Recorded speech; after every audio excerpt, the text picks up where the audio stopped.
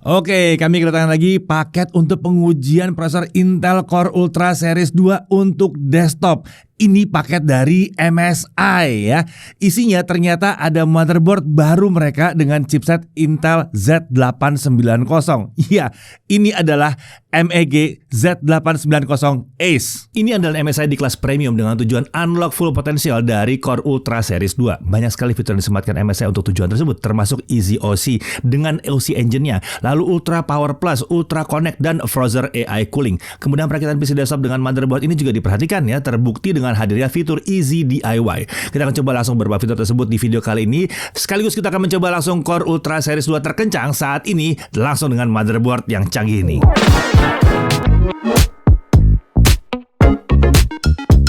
MEG Z890 Ace ini merupakan produk lini MEG. Ini adalah lini tertinggi di jajaran produk MSI Gaming Series. Jadi produk-produk MEG atau MEG ini umumnya hadir mengusung fitur-fitur terbaik. Tentunya ini hanya salah satu produk motherboard MSI dengan chipset Z890 dari Intel. Mereka punya banyak motherboard lain dengan chipset Z890 ini, termasuk untuk kelas yang lebih terjangkau. Ada dari MPG Series dan MEG Series serta Pro Series juga ada. Tapi kali ini kita fokus ke MEG Z890 Ace-nya. Oke, kita langsung belajar dari isi paket penjualannya. Untuk motherboard kelas premium, perlengkapan di paket penjualannya banyak banget ya. Selain ada motherboard MEG Z890 Ace, di paket penjualan juga ada Quick Installation Guide, Easy Wi-Fi Antenna, USB drive berisi driver dan aplikasi pendukung, kabel stiker, dan masih banyak lagi. Kalau untuk aksesorisnya, ada banyak banget dalam paket penjualannya ya. Dicek aja nih listnya, luar biasa. Yang namanya juga kelas atas motherboardnya ya. Nah, MSI menyebut motherboard ini tampil dengan premium estetik dengan polish gold accent. Ini disebut menggambarkan kelasnya di kelas premium. Motherboard ini tentunya mengusung soket LGA 1851 untuk Core Ultra Series 2. Nah, satu hal yang menarik di paket yang dikirimkan MSI, ada tool khusus untuk membantu pemasangan prosesor ke dalam soket. Bentuknya seperti ini. Nah, kita bisa pakai untuk mengangkat prosesor dan menempatkannya dengan mudah pada soket. Sayangnya nih, ini bukan bagian dari paket penjualan motherboard yang normalnya. Nah, MSI menyebutkan bahwa motherboard ini menggunakan PCB 8 layer dengan 2 oz copper. Motherboard ini juga terlihat dilengkapi dengan metal backplate. Motherboard ini dilengkapi dengan 4 slot DIMM untuk DDR5 dan total kapasitas jadi maksimum di 256 GB. MSI menyebutkan bahwa dukungan untuk DDR5 sampai 9200 mT/s ini sudah jauh sekali di atas standar Intel. Tentu saja motherboard ini juga sudah support RAM Clock Unbuffered DIMM atau QDIMM ya, QDIMM atau QDIMM ya itulah ya, atau modul RAM dengan clock driver terintegrasi. Nah, sekarang kita beralih ke slot ekspansinya ya. Di sini ada satu slot PCIe 5.0 X16 atau by 16 yang umumnya untuk pemasangan grafik card ya. Ini diberi label PCI_E1 atau PCI E1 ya, dan menggunakan Steel Armor 2. Slot ini dilengkapi dengan Easy PCI Release yang bisa memudahkan kita saat menggunakan grafis card berukuran besar. Jadi mekanisme pengunci slot PCIe ini diatur oleh tombol di dekat slot DIMM ini. Memang ini bisa membantu ya. Nah, ada juga slot PCIe 5.0 by 16 yang berjalan di by 8 atau X8 yang diberi label PCIe_E2 dan satu slot PCIe 4.0 by 16 yang berjalan di by 4 atau X4 yang diberi label PCIe E3. Sayangnya kalau kita masang card ke PCIe E2 ya, slot PCIe 1-nya cuma jalan di X8 atau by 8 doang.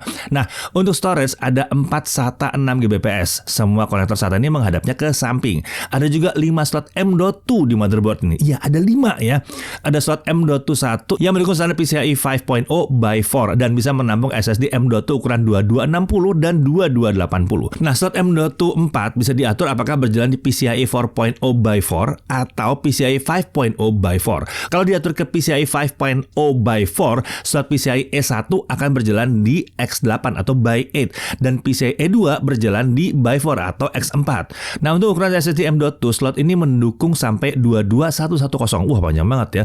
Sementara untuk M.2 2, 3 dan 5 itu semuanya berjalan di PCIe 4.0 by 4 atau X4 dan mendukung SSD M.2 2260 atau 2280. Nah, untuk slot M.2 5 ini juga mendukung mode SATA. Jadi kalau punya SSD lama yang modenya masih SATA, bisa tuh dipasang di sini. Nah, semua slot M.2 ini bisa menggunakan Easy M.2 Clip 2. Ini membantu mempermudah memasang dan melepas SSD M.2. Kita nggak perlu mengunci SSD M.2 dengan baut.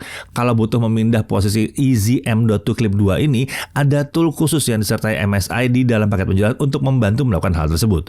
Nah, untuk pendinginan SSD M.2 ada heat spreader yang disebut sebagai Easy Magnetic M.2 Shield Freezer 2 untuk M.2 yang nomor 1. Sementara untuk slot M.2 lainnya itu ada Easy M.2 Shield Freezer 2 dengan ukuran besar yang sekaligus juga membantu pendinginan PCH atau chipset. Kedua heat spreader ini juga mudah dilepas pasang karena menggunakan mekanisme klip seperti ini, tidak pakai baut sama sekali. Nah, kita beralih ke I.O. Kita lihat dulu I.O. di back panel. Ini sudah pakai pre-installed I.O. Shield. Ada banyak sekali konektor di sini.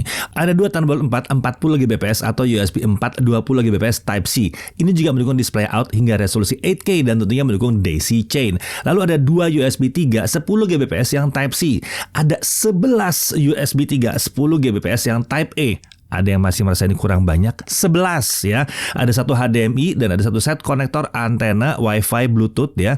Wi-Fi di motherboard ini mendukung hingga Wi-Fi 7 dan Bluetooth versi 5.4. Ini harusnya sih jalannya di Wi-Fi 6 ya untuk Indonesia ya. Nah, antena Wi-Fi ini menggunakan desain easy antena yang mudah dipasang ke konektor di motherboard ya. Lalu ada satu set konektor audio berupa 2 jack 3,5 mm untuk HD audio dan satu SPDIF. Kemudian satu Ethernet 10 Gbps. Ethernet ini pakai chip dari Marvell. Sementara untuk I/O front panel ada satu header USB 3 20 Gbps Type-C. Ini mendukung USB PD dengan daya sampai 60 watt. Lalu ada dua header USB 3 5 Gbps untuk 4 port Type A. Lalu ada dua header USB 2 untuk 4 port Type A dan ada satu header front audio. Ada juga Thunderbolt 5 card connector. Ini bisa dipakai kalau kita menggunakan expansion card untuk Thunderbolt 5. Lalu untuk konektor daya di motherboard, di sini ada satu 24 pin main power, 2 8 pin CPU power, satu 6 pin PCIe power untuk mendukung USB PD 60 watts atau 60 watt di front panel USB-C. Lalu ada satu 8 pin atau 8 pin PCIe power untuk tambahan daya ke peripheral yang menggunakan slot PCIe. MSI mengklaim motherboard ini menggunakan VRM dengan 24+2+1+1 phase design. Area VRM ini dijaga suhunya dengan direct touch cross heat pipe dan heatsink dengan desain wavy fin. Ada juga cover aluminium berukuran besar yang disebut memperluas area pelepasan panas. Di cover ini ada juga logo naga khas MSI Gaming Series. Nah, beralih ke konektor untuk sistem pendinginan yang tersedia di motherboard ini. Di sini ada satu untuk CPU fan, dua combo fan, ini bisa juga untuk water pump AIO, lalu ada 5 sistem fan, ada satu EasyCon. Ini bisa digunakan untuk produk sistem pendingin MSI yang menggunakan EasyCon. Kita juga bisa pakai kabel yang tersedia di paket penjualan untuk membagi konektor ini jadi satu konektor fan, satu konektor ARGB plus satu konektor USB. Nah, beralih ke RGB lighting. Di sini ada RGB lighting untuk logo naga di cover shield VRM serta tulisan ACE di Easy Magnetic M.2 Shield Freezer 2 alias penutup slot M.2 yang pertama ya. Sementara untuk konektor pendukung RGB lighting ada satu RGB LED konektor dan 3 addressable V2 RGB LED konektor. Nah, beralih ke hal-hal lain di motherboard ini ya. Ada tombol flash BIOS, clear CMOS serta smart button di area I/O back panel. Flash BIOS ini bisa digunakan untuk melakukan update BIOS langsung dari storage yang terpasang di port USB khusus di back panel tanpa perlu nyalain PC. Sementara untuk clear CMOS itu membuat BIOS diatur ke kondisi standarnya lagi. Ya, reset lah ya, reset BIOS ya. Lalu untuk smart button itu fungsinya bisa kita atur, bisa untuk tombol reset, LED on off, save boot, serta bisa juga untuk turbo fan. Nah, ada juga power dan reset key di area kanan bawah motherboard. Ada 4 easy debug LED untuk membantu mengingatkan kita kalau ada masalah di proses booting yang terkait dengan CPU, RAM, VGA, dan boot drive. Masing-masing akan menggunakan warna LED yang berbeda. Lalu ada juga easy digit debug LED yang bisa menunjukkan error code saat ada masalah saat booting. Ini akan beralih menunjukkan suhu saat proses booting sudah selesai. Terakhir, nggak ketinggalan ada switch untuk memilih BIOS mana yang aktif. Ya, motherboard ini dilengkapi dengan dual BIOS. Ya, jadi kurang lebih seperti itu ya apa yang ada dalam motherboard MIG Z890 Ace ini. Nah, motherboard yang satu ini akan kita coba bersama dengan prosesor Intel Core Ultra 9 285K. Ini adalah prosesor dari keluarga Arrow Lake dengan 8 P-core dan 16 E-core dengan total 24 thread. Ya, nggak ada hyperthreading di P-core, jadi jumlah thread sama dengan jumlah core. P-core pakai arsitektur Alliance Curve dengan Turbo Boost Max Technology 3.0 frekuensi di 5,6 GHz serta Thermal Velocity Boost di 5,7 GHz. E-core-nya ini pakai arsitektur Skymount dengan maksimum turbo frekuensi di 4,6 GHz. Lalu untuk Intel Smart Cache-nya ada 36 MB.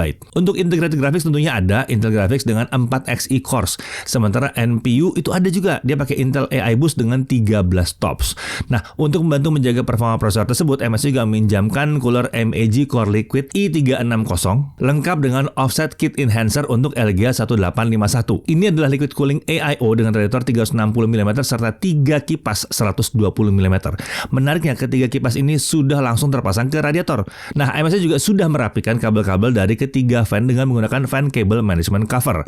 Selain itu, dengan Easy Connect, kabel dari ketiga fan tersebut bisa disatukan. Jadi kita hanya perlu memasang satu konektor kipas dan satu konektor ARGB ke motherboard. Oh ya, di sini juga ada RAM G-Skill Trident Z5 CK DDR5 8200 2x24 GB yang juga dipinjamkan untuk pengujian ini. Sementara itu, untuk spesifikasi testbed pengujian kali ini kurang lebih seperti ini nih ya. Bisa dilihat ya, kita pakainya apa aja. Lumayan lengkap ya.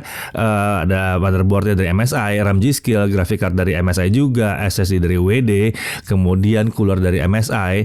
Lalu sisanya dibaca aja dalam daftar ini ya. Oke, kita langsung masuk ke pengujian. Nah, untuk pengujian kali ini kita akan lebih fokus mencoba fitur kemudahan mendapatkan peningkatan performa yang ditawarkan MSI di motherboard ini. Kita akan coba lihat dengan setting sederhana yang mudah dilakukan ya, sejauh apa peningkatan yang bisa didapatkan dari kondisi yang standar banget. Bahkan setting sederhana ini kita bisa lakukan dari easy mode dalam BIOS, nggak perlu masuk ke advanced mode sama sekali. Untuk setting awal kami akan melakukan load optimize default, kemudian hanya mengubah XMP ke aktif aja seperti ini. Nah, di sini harusnya Core Ultra 9 285K ini langsung akan dijalankan sesuai dengan batasan-batasan yang ditetapkan oleh Intel. Nah, kita coba dulu jalankan Cinebench R23. Hasilnya single core 2388, multicore di 40614. Sekarang kita coba ubah MSI performance preset di easy mode BIOS ya. Kita coba satu opsi yang tersedia di sini, MSI performance setting, MSI Extreme Settings, dan MSI Unlimited Settings. Lalu kita coba lagi tes Cinebench R23 di mode-mode tersebut. Hasilnya, kalau kita pakai MSI Performance Setting, single core di 2355, multicore di 42777. Lalu untuk MSI Extreme Setting, single core di 2406, multicore di 43113. Kalau kita pakai MSI Unlimited Setting, single core di 2402, multicore di 43214. Terlihat dengan mengatur MSI Performance Preset, ada peningkatan yang bisa didapatkan sekitar 6% saat kita pakai MSI Unlimited Settings. Tapi ini bukan overclocking otomatis ya. Ini lebih ke membuka batasan-batasan yang ditetapkan oleh Intel. Selain itu, ada juga pengaruh dari sistem pendingin. Di pengujian kali ini kan kami pakai AIO liquid cooling yang cukup mumpuni ya. Jadi kombinasi power limit yang ditingkatkan dan suhu prosesor yang masih bisa terjaga itu membuat prosesor bisa berjalan di kecepatan yang lebih tinggi dalam waktu yang lebih lama. Itu yang membuat skor-skor kami bisa meningkat. Oke, sekarang kita coba fitur Game Boost yang juga bisa diakses di easy mode. Kalau ini diaktifkan ya, kecepatan maksimal dari e-core akan sedikit ditingkatkan. Di sistem yang kami gunakan itu meningkat dari maksimumnya 4600 MHz ke 4800 MHz. Nah, apakah ini membawa peningkatan performa? Kita coba lagi Cinebench R23 tapi langsung pakai MSI Unlimited Settings. Nah, di sini single core-nya 2402, multicore 44262. Jadi terlihat kalau dibandingkan dengan setting standar ada peningkatan hampir 9% di multicore. Nah, kalau suhunya gimana? Kami pantau suhu ya saat menjalankan Cinebench R23 selama 10 menit. Hasilnya suhu ada di kisaran 87 derajat Celcius sampai 93 derajat Celcius. Sesekali ada spike kecil ke 95 derajat Celcius. Ini terbilang agak tinggi, tapi mengingat TJ Max prosesor Arrow Lake ini ada di 105 derajat Celcius, ini sebetulnya masih cukup aman. Jadi untuk pengujian berikutnya, kita akan pakai setting ini ya, MSI Unlimited Settings plus Game Boost. Kita akan bandingkan dengan preset standarnya. Oke, langsung masuk ke Blender 4.0 pakai BMW Scene ya. Tentu saja kita coba rendering dengan menggunakan CPU. Hasilnya, kalau Intel default itu adalah 58 detik, sementara kalau kita pakai MSI Unlimited Settings plus Game Boost, kita dapat 54 detik. Wah, lebih kencang ya. Terlihat ada peningkatan sekitar 7%. Lumayan juga di sini. Lalu Adobe Premiere Pro 2024 kita coba 4K exporting seperti biasa, videonya yang 2 menit 7 detik. Kita pakai sedikit color correction, editing, multilayer video, serta namain teks di video seperti biasa ya. Lalu kita ekspor ke preset YouTube 4K 60 tanpa menggunakan hardware encoding dan dengan mode software only. Ini berarti kita full pakai CPU doang. Kalau kita pakai Intel default, ini semua selesai dalam waktu 4 menit 28 detik. Sementara kalau kita pakai MSI Unlimited Settings plus Game Boost, ini semua selesai dalam waktu 4 menit 23 detik. Lagi-lagi terlihat ada sedikit peningkatan juga yang dirasakan di Premiere Pro ini. Lanjut ke Handbrake 1.8.2 untuk transcoding. Nah, ini lagi-lagi kita pakai file yang sama ya, video yang 4K 2 menit 7 detik. Kita mau ubah ke 1080p. Kita pakai preset fast 1080p dengan output codec di H264 serta frame rate diatur mengikuti frame rate asalnya.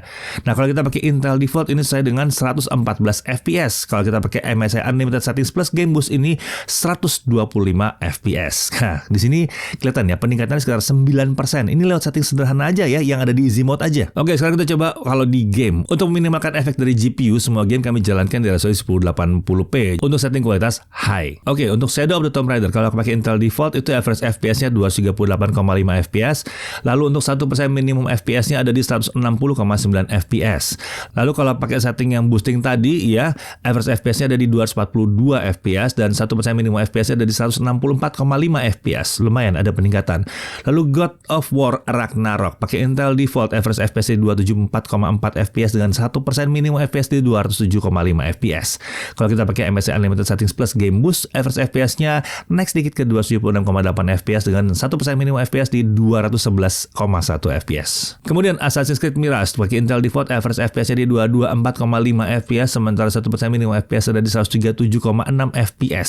Kalau kita pakai MSI Unlimited Settings plus Game Boost, average FPS di 226,8 fps dan 1% minimum FPS ada di 141,9 fps.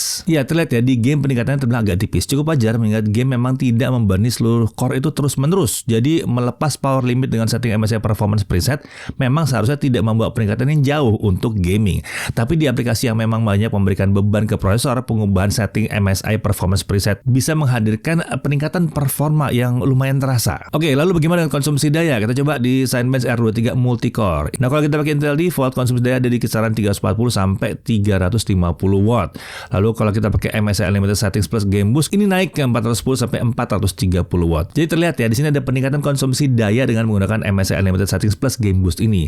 Jadi pertimbangkan saja apakah peningkatan konsumsi daya ini sebanding dengan potensi peningkatan performa yang bisa kita peroleh. Nah, fitur lain yang dihadirkan di MEG Z890S ini adalah tuning RAM yang disebut Dragon Alliance Mode. Untuk RAM dari brand yang masuk dalam Dragon Alliance, MSI menawarkan opsi menjalankan RAM di atas XMP dengan mudah.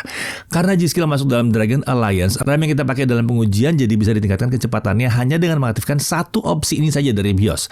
Efeknya RAM ini akan menjalani di DDR4 8400. Ini seharusnya bisa membantu kita mendapatkan performa sedikit lebih tinggi di aplikasi tertentu. Sayangnya saat kami coba jalankan Handbrake untuk melihat peningkatan yang mungkin bisa didapatkan, kami tidak bisa menyelesaikan benchmark karena selalu terjadi crash di sini. Sementara saat kami matikan Dragon Alliance Mode dengan kembali ke SMP, ya, ini crashnya nggak terjadi lagi. Ya sepertinya sih fitur yang satu ini masih butuh disempurnakan ya. Nah, tentunya kalian nanya soal harganya bagaimana. Untuk harga biar dapat detailnya langsung cek di kolom deskripsi video ini. Kita langsung aja masuk ke dalam hal yang perlu diperhatikan. Pertama, ini adalah motherboard kelas premium. Jadi memang bukan untuk semua orang. Harganya memang bisa jadi terasa agak tinggi nih. Tapi biasanya motherboard kelas premium menyediakan kelengkapan yang melimpah. Untuk yang memang membutuhkan kelengkapan melimpah seperti ini, termasuk untuk tuning performa, itu harga ini harusnya nggak terasa terlalu tinggi sebetulnya. Sementara kalau memang belum merasa butuh yang selengkap ini, MSI menyediakan banyak tuh motherboard Z890 lain yang lebih terjangkau. Kemudian mungkin hal lain yang perlu diperhatikan adalah posisi konektor supplementary power untuk PCIe yang terbilang cukup aneh nih sebetulnya ya. Dia cukup jauh dari posisi konektor power lain di motherboard dan ini membuat ada kabel power PCIe 8 pin atau 8 pin yang harus diselipkan ke tempat yang tidak biasa di dalam casing. Nah, dari sisi kelebihannya jelas ini konektivitasnya melimpah. Ada 11 port USB 3 10 Gbps Type A, 2 USB 3 10 Gbps Type C, dan 2 Thunderbolt 4, serta masih ada beberapa opsi port USB tambahan lewat header di motherboard. Lalu dia punya 10 GB Ethernet ya, ada Wi-Fi 7 juga, walaupun belum resmi digunakan di Indonesia ya, ini tapi tetap aja menarik. Kemudian dia punya berbagai fitur easy yang mempermudah perakitan PC dengan motherboard ini, termasuk Easy PCIe Release dan Easy M.2 Clip 2. Lalu ada 5 slot M.2 juga untuk SSD kencang. Memang sih hanya 100 slot aja yang native PCIe 5.0, tapi menurut kami PCIe 4.0 by 4 aja udah kencang banget ya dan udah sangat mencukupi. Dan masih ada juga 4 SATA 6 Gbps. Lalu untuk heatsink M.2-nya juga sangat mudah dilepas pasang. Lalu posisi konektor power CPU yang 2x8 pin di motherboard ini juga membuatnya lebih mudah dijangkau dibandingkan posisi yang umum selama ini ya. Apalagi kalau dipasang ke casing. Ini terasa sangat membantu nih. Desainnya juga memang terasa premium banget. Dengan RGB yang secukupnya aja membuat masih terkesan elegan yang satu ini. Lalu sistem pendingin motherboardnya juga masif ya, sangat memadai dan siap untuk menangani prosesor terkencang yang pakai LGA 1851 saat ini. Ya, motherboard MEG Z890S ini memang terbilang layak untuk jadi salah satu motherboard premium MSI untuk soket LGA 1851. Apa yang ditawarkan motherboard ini memang terbilang premium baik dari sisi fitur maupun kelengkapannya, termasuk untuk konektivitas juga. Oke, sekian dulu pembahasan teknologi kali ini. Saya Deddy Irfan, Jagat Ribut TV.